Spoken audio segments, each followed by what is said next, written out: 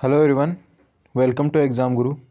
तो प्रीपोजिशन के 5 लेक्चर आपने देख लिए होंगे एग्ज़ाम गुरु के ऑफिशियल यूट्यूब चैनल पे, जिनमें 4 तो रूल से रिलेटेड हैं और एक में क्विज थी। तो दूसरी 20 क्वेश्चन की एक सीरीज़ आ गया प्रीपोजिशन के लिए। तो वीडियो पे एंड तक बने रहिएगा और वीडियो आपको कहीं भी अच्छा लगे तो लाइक कीजिएगा और यदि अच्छा नहीं लगे तो डिसलाइक करके जा सकते हैं आप। तो फर्स्ट क्वेश्चन क्या, my cousin has invested a lot of money days farming. ठीक है, अब इसमें क्या है, ऑप्शन ए है इनटू, इन, ऑन, फॉर। मतलब कि जो कजिन है उसने बहुत सारा धन किस में बर्बाद कर दिया है। एक तरह से बर्बाद नहीं, मतलब इन्वेस्ट किया है। बर्बाद नहीं कर सकते हम, इन्वेस्ट किया मतलब निवेश किया है किस चीज़ में, फार्मिंग में। अब जो खेती में निवेश करना मतलब, अब यहाँ पे इनटू का सेंस नहीं बनता, क्योंकि इनटू तो किसके लिए होता है, मोशन के लिए, मूविंग होना चाहिए। और ऑन और फोर, ऑन तो किसी सरफेस के ऊपर वगैरह ऐसा होता है या फिर किसी डे से पहले। एंड फोर भी नहीं होगा, इसमें आएगा इन, इन फार्मिंग यानी खेती में। क्वेश्चन नंबर सेकंड क्या है, it is dangerous to enter dash the enemies camp. तो इंटर के बाद में हमेशा नो प्रीपोजिशन आएगी। तो यहाँ पे कोई ऑप्शन है नहीं, तो ये बाय डिफ़ॉल्ट बाय मिस्टेक हो गया है, ये नो प्रीपोजिशन आएगी। इसमें जो आंसर आएगा नो प्रीपोजिशन आएगा। थर्ड क्वेश्चन क्या है, ए गुड जज never gropes dash the conclusion. मतलब एक अच्छा न्यायाधीश है वो कभी भी निष्कर्ष नहीं निकालता है, वो ओनली फाइनल जो फैसला है वही देता है। तब इसमें ग्रोप्स के बाद में हमेशा फिक्स प्रीपोजिशन किसका यूज होता है, फोर का। ठीक है, तो ग्रोप्स के बाद में फोर का यूज किया जाता है। फोर्थ नंबर का क्वेश्चन क्या है कि religious leader should not delve dash politics.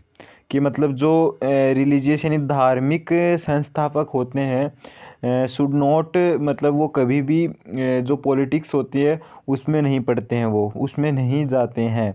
Fourth में क्या आएगा, अब एक तरह से मतलब रिलीजियस मान लीजिए धार्मिक संस्थापक हैं, वो अपने धर्म के अंदर ही रहते हैं, आप ये समझिए। मान लीजिए ये धर्म है, ये धार्मिक चीज़ें हैं और यहाँ पे है पॉलिटिक्स। ठीक है, तो यदि ये यहाँ से यहाँ जाएंगे मतलब इनमें इनको यहाँ से यहाँ जाना है, मतलब क्या हो रहा है, मोशन हो रहा है, एक तरह से मोशन हो रहा, तब इनटू आएगा।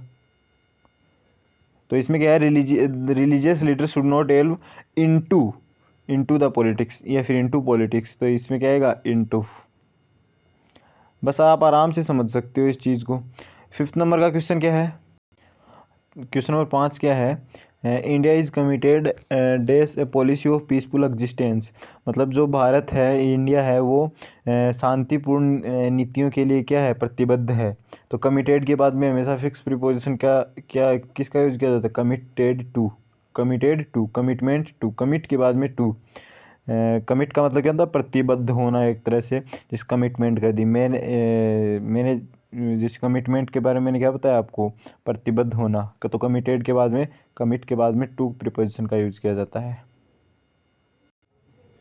क्वेश्चन नंबर 6 क्या, Raman's speech pointed days some of our defects. Option है टू, एट, ऑन, टुवार्ड्स। मतलब कि पॉइंटेड सम ऑफ डिफेक्ट, कि जो रमन का जो स्पीच था, जो भाषण था, वो कुछ गलतियों की तरफ क्या कर रहा था, निशाना कर रहा था। तो क्या मैंने बोला, कुछ गलतियों की तरफ। तो की तरफ का मतलब टुवार्ड्स,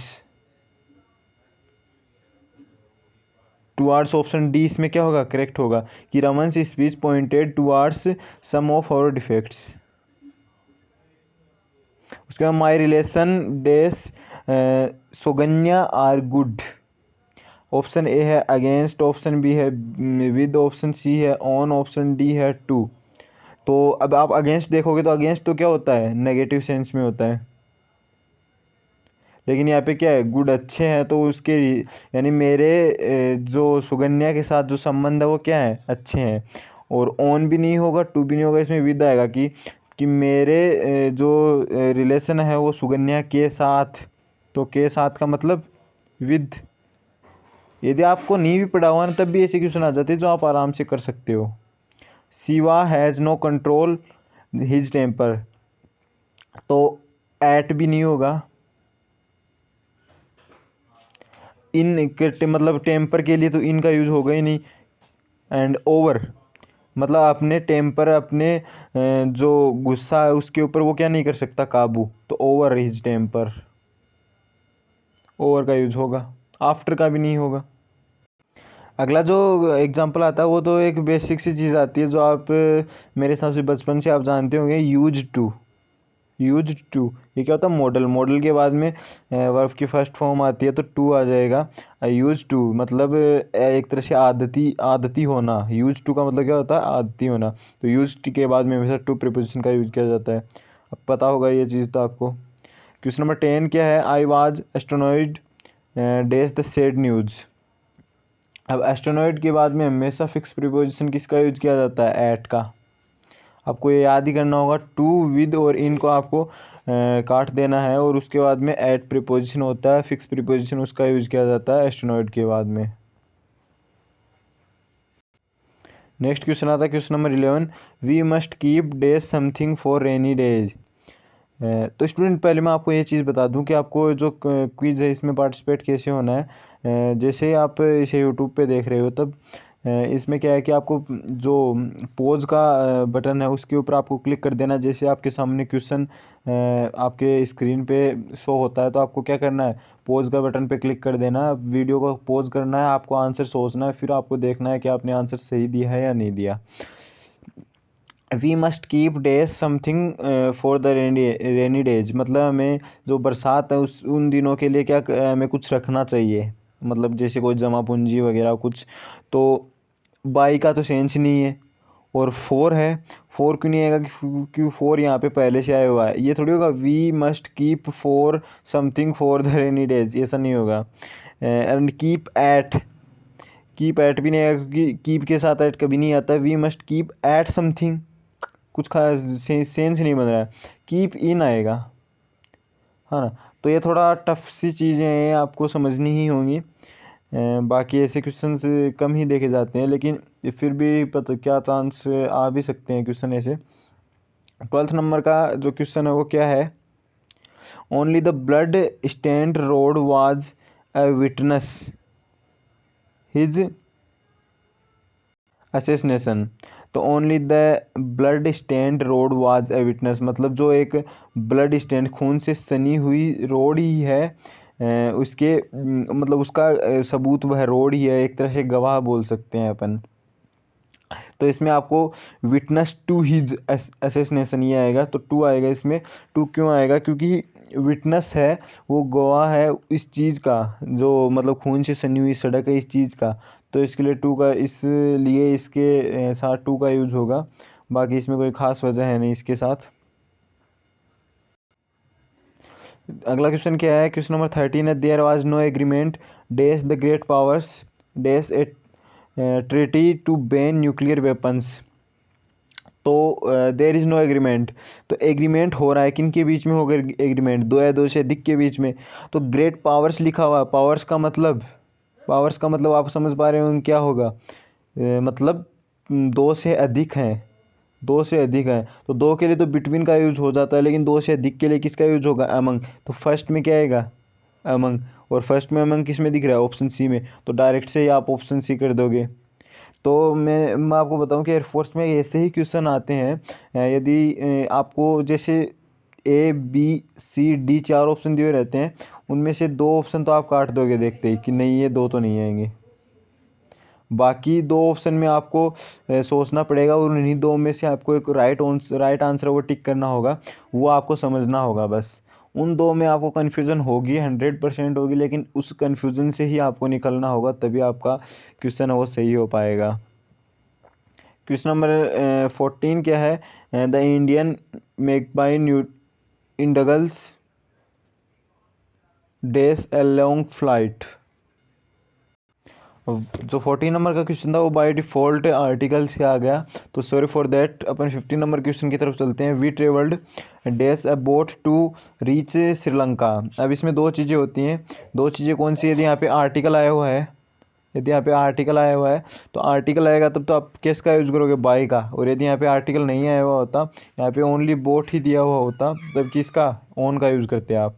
तो ऑन और बाई में क्या होता, क्या अंतर होता है, यदि आर्टिकल आया हुआ है तब तो ए का मतलब ऑन सॉरी बाई का, और आर्टिकल नहीं आया हुआ होता तब ऑन का यूज़ किया जाता।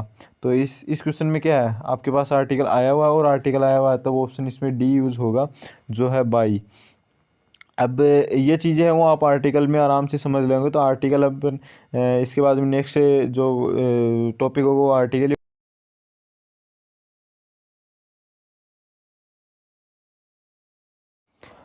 अगला क्वेश्चन क्या था, I don't agree dash you at you on this point. तो मैंने बताया था एग्री होता है यदि वो किसी आदमी के साथ होता है,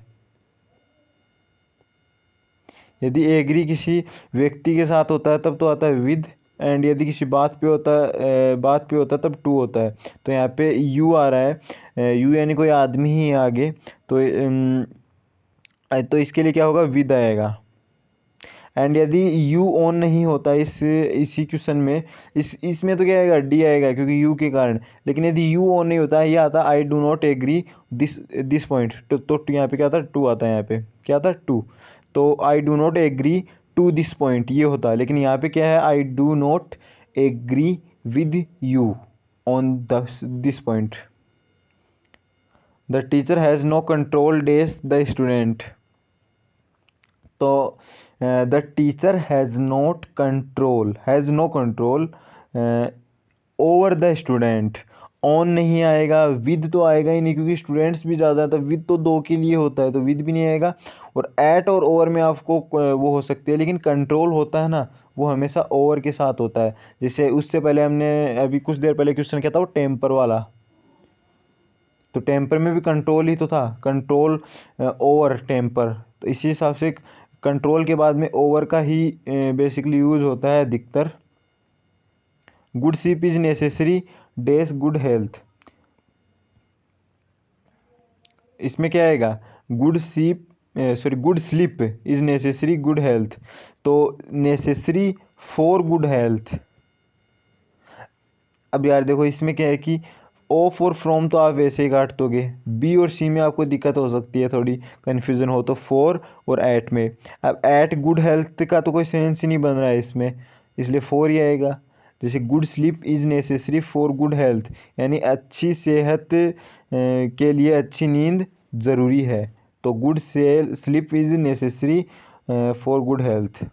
अगला क्वेश्चन क्या आता है, exercise is beneficial for health. Question number जो अगला है उसमें क्या आएगा, फॉर हेल्थ। योर, शायद मैंने इसके बारे में, exercise is beneficial to health, यहाँ पे उल्टा हो गया थोड़ा, यदि हेल्थ पहले आता तब फोर आता। यहाँ पे क्या, exercise is beneficial to health.